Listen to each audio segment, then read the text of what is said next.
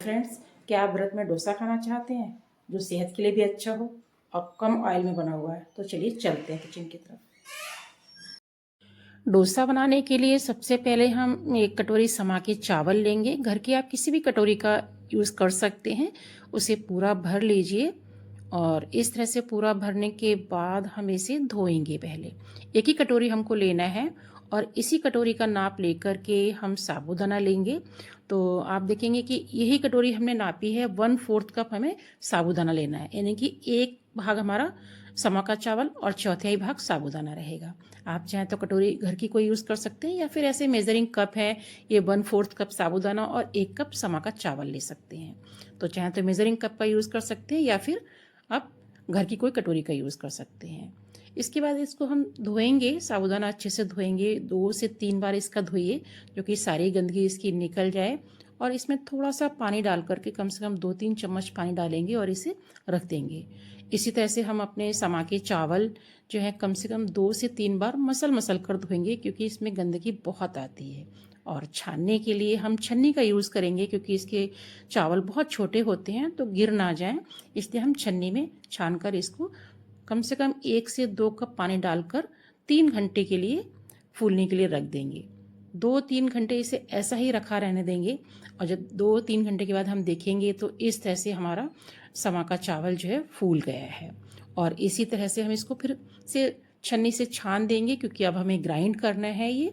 तो अच्छे से इसको छान दीजिए और ग्राइंडर में डालकर कम से कम इसमें पानी 2-3 चम्मच ही डालिए, क्योंकि ज़्यादा पानी अगर हम डालते हैं तो ये पतला हो जाएगा जो डोसा बनने में दिक्कत करेगा। और इसका फाइन हम पेस्ट बना लेंगे, बिल्कुल भी बारीक पेस्ट बनाएंगे, ज़्यादा दरदरा हम नहीं रखेंगे। ये आप देख सकते हैं पेस्ट हमारा बिल्कुल रेडी हो गया है। साबूदाना लेंगे, साबूदाना को आप पहले हाथ से चेक कर लीजिए कि इसमें जो दाना है वो पूरा मैश होना चाहिए, यानी कि उसमें अंदर से कोई भी हल्की सी टाइट नहीं रहना चाहिए। और जब हम इसको जार में डालेंगे तो पहले थोड़ा पानी डालेंगे और हल्का सा ग्राइंड करने के बाद उसके बाद फिर थोड़ा पानी और डालेंगे, क्योंकि ज़्यादा घोल पतला हो गया तो डोसे हमारे नहीं बनेंगे। साथ ही साथ हम क्या करेंगे, एक आलू डालेंगे जो हमारे डोसे को बाइंडिंग देगा। आप चाहें तो कद्दूकस करके डाल सकते हैं या फिर इसे काट करके भी डाल सकते हैं। मैंने इसे कद्दूकस कर लिया है और कद्दूकस करने से क्या है, इसके अंदर कोई भी दाना भी नहीं बचेगा। अगर हम काट कर डालते हैं तो छोटा सा दाना इसमें रह जाता है कभी कभी। और आप देखेंगे हमारा गाढ़ा घोल बनकर तैयार हो गया है। और इसमें हम 1 चम्मच नमक भी डाल देंगे और 1 चम्मच नमक डालने के बाद इसे हम कम से कम आधे घंटे का रेस्ट देंगे। और आधे घंटे के रेस्ट के बाद फिर हम डोसा बनाएंगे। ये देखिए हमने 1 चम्मच इसमें नमक डाल के अच्छे से इसको मिक्स कर दिया है। तब तक हम अपनी आलू की रेसिपी तैयार करते हैं। सबसे पहले हम आलू उबलने रखेंगे। अगर आप देखेंगे कम से कम 10 आलू हमने लिए हैं।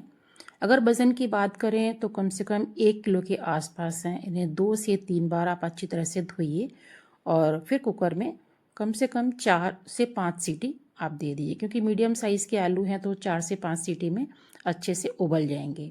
और जब हमारा प्रेशर ठंडा हो जाए तब हम इसे खोलकर देखेंगे कि हमारे आलू उबले हैं या नहीं, और उन्हें छील करके हम थोड़ा सा मोटा मोटा फोड़ेंगे, क्योंकि ज़्यादा बारीक हमें इनका पेस्ट नहीं बनाना है। लेकिन जब हमारे आलू ठंडे हो जाएं तभी आप इन्हें फोड़िए, हाथ नहीं जलने चाहिए। ये आप देख सकते हैं कि मैंने इन्हें थोड़ा मोटा मोटा ही फोड़ा है। अब चलते हैं गैस की तरफ और एक कढ़ाई हम गरम होने रखेंगे और उसमें कम से कम 2 चम्मच हम तेल देंगे। ज़्यादा तेल हमें नहीं देना है।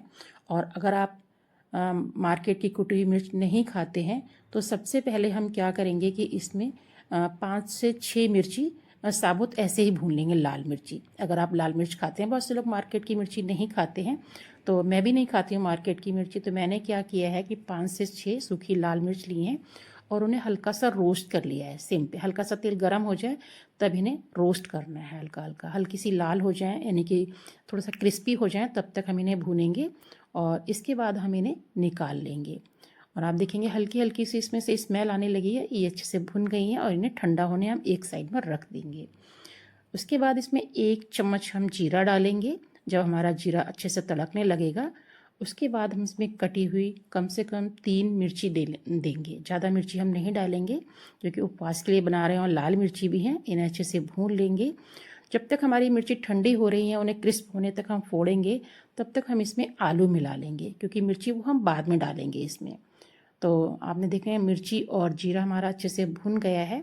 अब हम इसमें अपने जो हमने आलू छील कर रखे थे उन्हें हम डालेंगे। सारे आलूओं को डाल करके आप अच्छी तरह से इन्हें मिक्स कर लीजिए, ऊपर से नीचे अच्छी तरह से मिक्स करेंगे। और इसके साथ ही हम इसमें 1 चम्मच नमक भी देंगे। नमक हमें ज़्यादा नहीं डालना है, वैसे आप अपने टेस्ट अकॉर्डिंग थोड़ा कम या ज़्यादा भी कर सकते हैं। और अच्छे से उलट पलट करके इन्हें आप नीचे ऊपर अच्छे से कर दें। और आप देखेंगे कि अब हमारी मिर्ची जो हैं वो ठंडी हो गई हैं। इन्हें अच्छे से हाथ से ऐसे क्रिस्प तोड़ लेंगे, मोटी मोटी सी हैं, और ये फिर हम इसमें डालेंगे। तो जैसे कुटी हुई मिर्च हमारी होती है इसी तरह से हमारी लगेगी, जैसे हम लोग घर में मिक्सी में दरदरी पीसते हैं, इन्हें इसमें डाल लेंगे।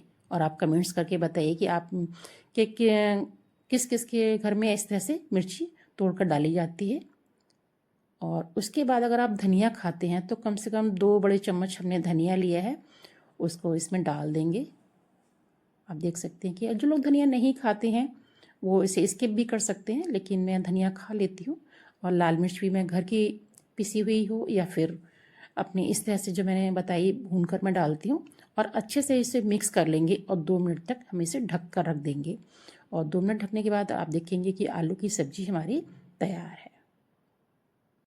चटनी बनाने के लिए एक जार में हम 1/4 कप मूंगफली का चूरा लेंगे, जो कि मैंने पहले से ही उसको बना के रखा हुआ है।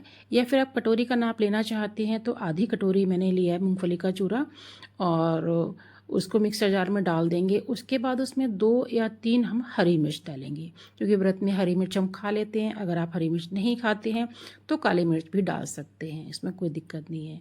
आधा चम्मच नमक डालेंगे। नमक थोड़ा हम कम ही डालेंगे क्योंकि बहुत ज़्यादा नमक हो जाएगा तो अच्छा नहीं लगेगा इसमें। उसके बाद इसमें 1 चम्मच हम दही डालेंगे, दही से इसका टेस्ट अच्छा आता है।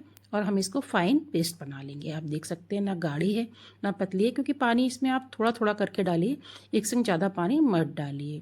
उसके बाद इसे एक बर्तन में निकाल लेंगे हम। और निकालने के बाद आप इसकी कंसिस्टेंसी चेक कर सकते हैं। फिर हम इसका बघार बनाएंगे। एक हमने चमचा रख लिया है, उसमें 1 चम्मच हमने तेल डाला है, आधी चम्मच हमने उसमें जीरा डाला है। और हम गैस बंद कर देंगे क्योंकि हमारी जले ना जीरा। उसके बाद इसमें आधा चम्मच हम तेल डालेंगे और अच्छे से तड़कने के बाद हम इसमें चटनी में इसका बघार लगा देंगे। तो चटनी हमारी तैयार हो गई है मूंगफली की। आप चाहें तो मूंगफली की चटनी भी बना सकते हैं, या फिर चाहें तो नारियल की चटनी भी इसके साथ बना सकते हैं, दोनों ही टेस्टी लगती हैं। आधे घंटे रेस्ट के बाद हम देखेंगे कि हमारा डोसा बैटर बिल्कुल तैयार है, ना बहुत ज़्यादा गाढ़ा है ना बहुत पतला है, यानी कि कंसिस्टेंसी इसकी बराबर है। चलिए अब हम अपना नॉन स्टिक का तवा गर्म होने रखते हैं, और जब हम तवा हल्का सा गर्म होगा तभी उस पर 2-3 बूंद तेल की डालकर उस पर स्प्रेड करेंगे। चाहे तो आप ब्रश से स्प्रेड कर सकते हैं या फिर टिश्यू का भी यूज़ कर सकते हैं। और अगर आपके पास ये दोनों भी नहीं है तो आप कपड़े से, सूती कपड़ा लेकर के उस पूरे तवे को एक बार ग्रीस कर दीजिए, यानी कि हमारा तवा चिकना हो जाएगा। और उसके बाद हम तवा 2 मिनट गरम करेंगे। जब तवा हमारा गरम हो जाएगा तब हम उस पर पानी के छींटे तवे पे मारेंगे, टेम्परेचर चेक करने के लिए कि हमारा तवा जो है डोसे के लिए तैयार है या नहीं। और उसके बाद उस पानी को, तेल को, सबको हम पोंछ देंगे, यानी कि हमारा तवा अब रेडी है डोसे के लिए। और इसके बाद हम इस पर डोसे का बैटर डालेंगे। और जब डोसे का बैटर हम डालते हैं तो बीच से घुमाते हुए बाहर की तरफ आना है, धीरे धीरे धीरे धीरे। आप देखेंगे इस तरह से हमें घुमाना है डोसे को। और आप देखेंगे इसे 2 मिनट अब हम जब डाल देंगे डोसा, तब हम गैस को फुल कर देंगे। और आप देखेंगे कि धीरे धीरे उसने जो है होल उसमें हो गए हैं डोसे में, जैसे कि नॉर्मली हमारे डोसे में होते हैं, इस तरह से हमारे इसमें होल हो जाएंगे। और एक साइड सिकने के बाद हम इसमें थोड़ा सा तेल डालेंगे, ऐसे 2-4 बूंद ही। और आप देखेंगे किनारी जो है इसने डोसे ने छोड़नी शुरू कर दी है, यानी कि हमारा इस तरफ से डोसा तैयार हो गया है। अब इसे हम पलट देंगे और उस तरह से भी अच्छा सेक लेंगे। तो आप देखेंगे इस तरह से आप अपने डोसे डाल सकते हैं। ये देखेंगे दूसरा डोसा मैंने डाला है और इसमें भी बहुत अच्छे से होल हो गए हैं।